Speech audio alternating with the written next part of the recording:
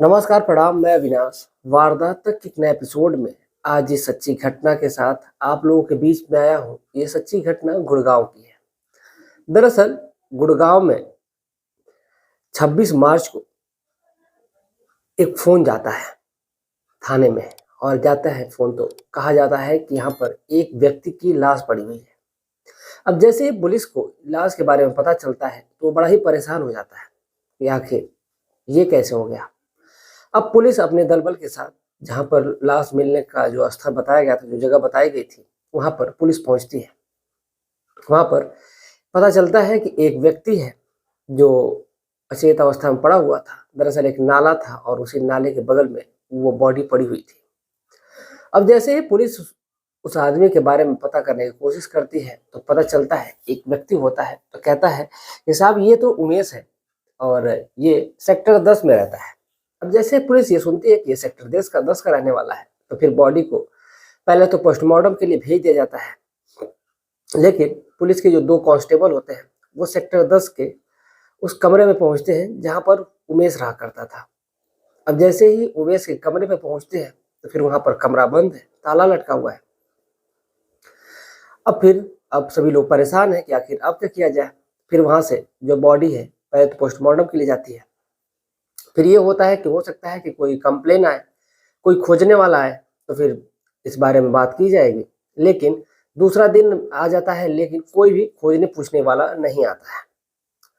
इधर जब पोस्टमार्टम का खुलासा होता है तो वहां पर पता चलता है कि इस व्यक्ति को किसी ने बड़ी ही बेरहमी से मारा हुआ है, गला घोट करके मारा हुआ है, और फिर कुछ भारी चीज से इसके सिर पर मारा गया था, जिस वजह से ये व्यक्ति मरा हुआ है और गला दबाने की वजह से मरा है। 2 चीजें जब पुलिस के सामने आती है तो फिर कहीं ना कहीं ये मामला सीधा सीधा हत्या का जब नजर आ जाता है पुलिस को, तो फिर पुलिस सोचती है कि आखिर जो ये व्यक्ति है, इस व्यक्ति के घर वाले अभी तक आए क्यों नहीं। अब जो पुलिस की एक टीम फिर से रवाना होती है उस सेक्टर 10 के जो कमरा नंबर है उस कमरे पे, और जैसे ही कमरे पे पहुंचती है तो फिर वहां पर देखा जाता है कि जो ताला बंद है। तो फिर आस पड़ोस के लोगों से पूछा जाता है कि आखिर ये जो उमेश है ये है कहाँ पे। तो आस पड़ोस के लोग बताते हैं कि ये तो कुछ दिन पहले ही अभी यहाँ पे सही ठीक ठाक ही था, लेकिन पता नहीं ऐसा क्या हुआ कि इसके घर में कल से ही ताला लगा हुआ है। तो पूछते हैं कि ये अकेले यहाँ पे रहता था या कोई और भी रहता था। तो जो व्यक्ति है ये बगल वाला जो पड़ोसी, वो कहता है इसकी पत्नी तो रहा करती है, लेकिन पता नहीं क्यों उसकी पत्नी भी यहाँ पे नहीं है। तो हो सकता है कि होली में गाँव चली गई हो, लेकिन इधर पति मर गया है और पत्नी होली में गाँव चली गई हो, ये तो इम्पॉसिबल था क्योंकि 25 मार्च को होली भी थी। तो इधर जो पुलिस है, अब ये पुलिस की टीम जो है वो सीधा वहां से उस गांव जाती है जिस गांव में ये उमेश का घर है, और वहां पर पहुंचती है। फिर पुलिस उससे परिवार वालों से मिलती है और वहां पर सारी बातें बताई जाती है। तो फिर वहां पर पता चलता है कि जो उसकी पत्नी है वो गांव पे ही है। तो जो उसकी पत्नी से पुलिस पूछताछ करती है कि आखिर तुम्हारा पति कहाँ है, तो वो कहती है कि वो तो अपने रूम पे होंगे। लेकिन जो महिला है वो इतनी बेबाकी से जवाब दे रही थी कि पुलिस का माथा घूम जाता है। पुलिस को कहीं ना कहीं ऐसा लगता है कि इन दोनों के बीच में कुछ ना कुछ तो जरूर अनबन है, इसीलिए ये इतनी बेबाकी से जवाब दे रही है। लेकिन पुलिस जैसे ही बताती है कि उमेश की किसी ने हत्या कर दी है, अब जैसे ही उमेश की हत्या की बात आती है तो बीवी फूट फूट कर रोने लगती है। परिवार के जो लोग हैं वो भी सभी लोग परेशान हो जाते हैं, रोने लगते हैं। सभी लोग उस हॉस्पिटल पहुंचते हैं जहाँ पर जो सरकारी चिकित्सालय है वहां पर पहुंचते हैं जहाँ पर पोस्टमार्टम हो रहा था। वहां से लोग बॉडी को लेकर के आते हैं और फिर अपना जो क्रियाक्रम होता है जलाने का और भी जो प्रोसेस होता है वो शुरू हो जाता है उस घर में। अब इधर पुलिस परेशान थी कि आखिर कत्ल हुआ और घर वालों को पता ही नहीं है कि उसका पति है कहाँ। सबसे बड़ी बात है महिला को। तो कहीं ना कहीं ये मामला बड़ा ही अजीब सा नजर आता है। अब फिर जो पुलिस की टीम है वो एक्टिव तो थी ही, लेकिन थोड़ा सा और भी एक्टिव होती है।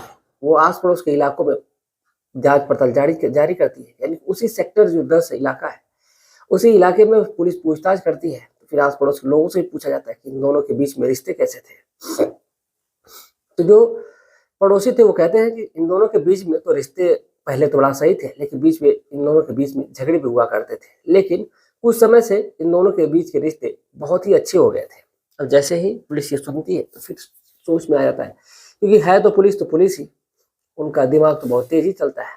तो कहीं ना कहीं उनका एंगर जो घूम करके आता है कि कहीं ना कहीं ये लव का कोई मामला तो नहीं है, एक्स्ट्रा अफेयर की बात तो नहीं है। तो अब इसीलिए पुलिस उसकी पत्नी से, यानी जिस पत्नी का नाम रानी होता है, रानी से पूछताछ की जाती है। और पुलिस जब उस महिला को पहले तो थाने बुलाती है, और जब आती है वहाँ पर तो उससे जब पूछताछ होती है तो उसकी उसकी बातों में अलग अलग जवाब हुआ करते थे, क्योंकि वो कभी किसी और व्यक्ति का बताती कि इससे इसकी दुश्मनी थी, तो कभी किसी और से बताती। अब ऐसा लग रहा था कि इस आदमी की दोस्ती कम दुश्मनी ज्यादा थी।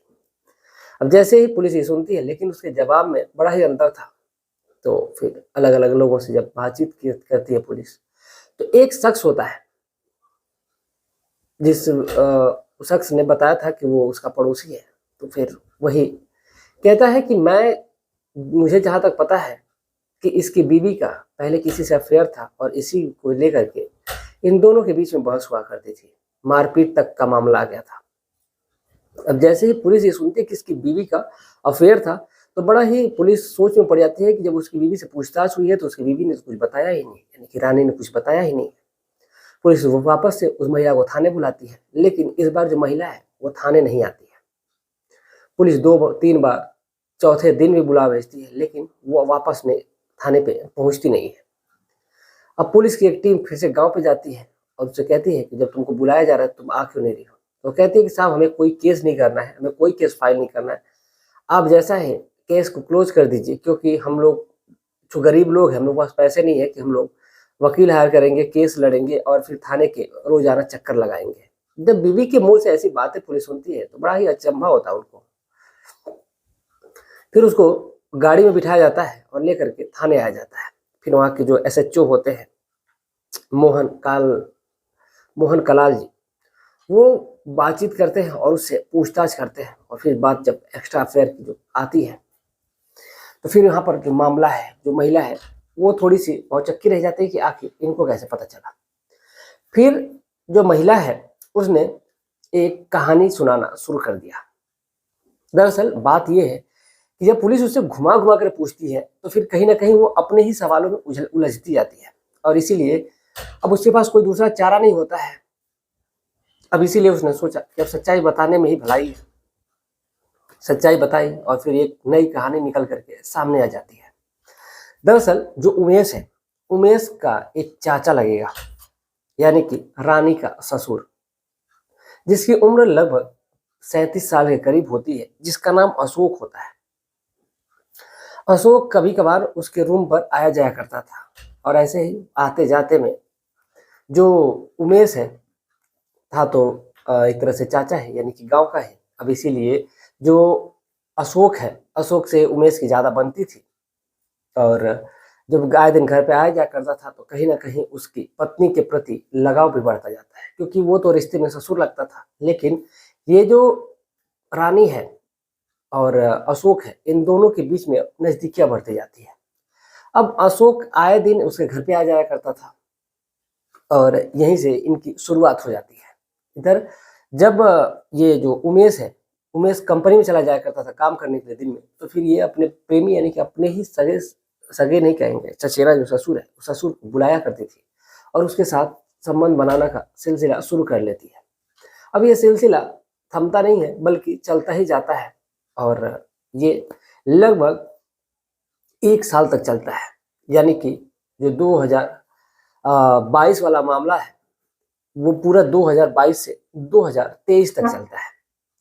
जैसे 2023 आता है, यानी कि अप्रैल मई का महीना होता है, मई महीने में आप लोग पता ही है कि धूप बहुत तेज होती है, क्योंकि अभी देखिए अप्रैल स्टार्ट हुआ है, लेकिन कल से जो लू है पूरा चरम सीमा पे है, बहुत तेज चल रही है।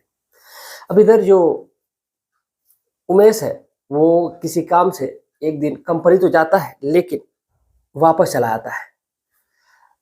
जब वापस आता है तो देखता है कि उसका जो चाचा है वो घर में ही मौजूद है, और उसकी पत्नी के साथ वो आपत्तिजनक स्थिति में उसको देख लेता है। और जैसे ही देखता है तो फिर उसका पारा 7वें आसमान पर चढ़ जाता है। अब यहीं से इनका सिलसिला शुरू हो जाता है। अब जब उसको लगता है कि जो इसकी बीवी है अब यहाँ पर है तो ये गलत सलत काम कर रही है, अब इसीलिए उसने सोचा कि क्यों ना अब इसको यहाँ से इसके मायके भिजवा देते हैं। अब जैसे यहाँ से मायके चली जाएगी तो फिर दूरी रहेगी, तो फिर ये मिलेंगे जुलेंगे नहीं। लेकिन अब कहते हैं कि जब प्यार बढ़ जाता है तो फिर कहाँ किसी को रोकने से रुकता है। अब यही कुछ ऐसा होता है रानी और अशोक के बीच में। जब रानी अपने मायके चली जाती है, फिर भी वहां से फिर से ये उससे बातचीत करती है, वहां पर भी बुला करके उसके साथ शारीरिक संबंध में आती है। लेकिन वहां पर इसने एक षड्यंत्र रचा। अब वो अपने पति को, यानी कि जो उमेश है, उसको इस प्रकार जताती थी कि अब वो एकदम सुधर चुकी है और वो उसके साथ रहना चाहती है। लेकिन उमेश सब कुछ जानता था, लेकिन फिर भी उमेश से अब वो कंटिन्यू बात करना स्टार्ट कर दी, सुबह में, शाम में, दोपहर में। मतलब इस कदर वो उससे बात करना शुरू कर दी कि उमेश को ये लगने लगा था कि ये कहीं ना कहीं सुधर गई है। अब जैसे ही उमेश को ये लगता है तो फिर सोचता है कि अब इसको बुला लेना चाहिए। लेकिन इसके पीछे भी एक बहुत बड़ी साजिश छुपी हुई थी। वो बुलाने पे आती तो नहीं है, लेकिन उमेश कब खाना खा रहा है, कब क्या कर रहा है, कब कहाँ जा रहा है, इन सारी चीजों की वो निगरानी रखा करती थी फोन करके। और वो अपने प्रेमी, यानी कि जो उसका ससुर है, जिसका नाम अशोक है, अशोक से एक दिन कहती है, यानी कि 26 तारीख वाले दिन, 25 को होली होती है, और होली के दिन ही वो बुलाती है, उस बताती है कि उसका जो पति है यानी उमेश, वो अब घर पे आ रहा है। जैसे ही घर के आने की बात होती है तो जो तब तक उसका जो प्रेमी है वो अशोक उसको फोन करता है, और इसके बीच में उन दोनों ने भी फिर ये सुलह कर लिया था। अशोक भी फोन करके माफी मांगा हुआ था कि अब वो ऐसी गलती नहीं करेगा, अनजाने मुझसे गलती हो गई है, तो वो भी उसको माफ कर देता है। अब इसी जब होली का दिन होता है तो वो कहता है कि एक काम करते हैं कि मैं भी इधर ही हूँ, शहर में भी हूँ, और मैं आपके रूम पे आता हूँ, उसके बाद हम लोग कुछ खाएंगे पियेंगे, उसके बाद वो घर चला जाएगा। तो वो उमेश कहता है कि नहीं, मैं तो अभी निकल चुका हूँ। तो वो कहते हैं कि ठीक है, आप जहाँ पे हैं वहीं पे रुकिए, मैं वहीं पे आता हूँ। तो उमेश जो होता है, एक बगल में एक छोटी सी चाय की दुकान होती है, तो चूंकि होली का दिन था तो वो बंद थी, तो वहीं पर बैठा हुआ था, बैठ करके इंतजार करता है। तब तक अशोक एक शराब की बोतल लेकर के आता है और वहीं पर दोनों बैठ करके दारू पीते हैं। जब दारू पीते पीते शाम हो जाती है, शाम से जब अंधेरा हो जाता है तो फिर अशोक उसको अब मारने का प्लान बनाता है, और फिर उसका पहले तो गला दबाता है। अब वो अशोक जो है इस कदर उसका गला दबाता है, लेकिन फिर भी उमेश जो है खुद को बचाने की कोशिश करता है, लेकिन बचा नहीं पाता है, और फिर वहीं पर उसकी दम घुटने से मौत हो जाती है। हालांकि पहले उमेश बचाने की जब कोशिश कर रहा था तो फिर अशोक जो था उसको मार पीट भी दिया था, लेकिन अशोक नशे में कम था, लेकिन उमेश नशे में ज्यादा था, इस वजह से वो ज्यादा अपना बचाव भी नहीं कर पाया था और उस दुनिया को छोड़ करके चला जाता है। अब रात हो गई थी तो फिर उसकी बॉडी को ठिकाने लगाना था, तो फिर वो बॉडी को उसी बगल में नाला था और उसे नाले के किनारे में फेंक देता है, ताकि किसी को पता भी नहीं चलेगा और कुत्ते जो है होते हैं वो खा डालेंगे। तो अब इसीलिए, लेकिन अगली जब सुबह होती है, यानी कि जब 26 तारीख आती है, 26 मार्च, तो फिर ये मामला सबके सामने आ जाता है और फिर सभी लोगों की पोल खुल जाती है। पुलिस की एक टीम जाती है और अशोक को अरेस्ट करती है, और अरेस्ट करके उसको जेल की सलाखों के पीछे डाला जाता है। साथ ही साथ जो रानी होती है, ये भी हत्या में जो साजिश होती है, इसमें इसका 100% हाथ होता है। अब इसलिए पुलिस इसको भी हत्यारी मान के और इसको भी पुलिस जेल की हिरासत में डाल दी जाती है, यानी कि जेल में इसको डाल दिया जाता है। अब फिलहाल ये जो दोनों, यानी कि बहू और ससुर है, एक तरह से कहेंगे, रिश्ते को शर्मसार कर ही दी है। इन दोनों को जेल की सलाखों के पीछे डाल दिया गया है। अब ये दोनों अपनी अपनी सजा काटने के लिए तैयार रहे। या तो इनको सजा उम्र कैद हो जाए, या फिर 10-20 साल की, 20 साल से कम तो सजा होगी नहीं। तो जो भी होगा देखा जाएगा। इस वीडियो के कमेंट के नीचे जहाँ पे लोग कमेंट करते हैं उसी में मैं मेंशन कर दूंगा, और फिर डिस्क्रिप्शन में भी डाल दूंगा कि किसको कौन सी सजा हुई है, आप लोग वहाँ से भी पढ़ लेंगे।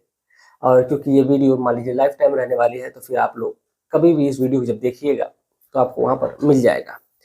चलिए कमेंट का सिलसिला शुरू कर लेते हैं। जो हमारे भाई हैं, जो बहन है, उन्होंने कमेंट किया है, तो मैं उनके नाम लेना चाहूँगा।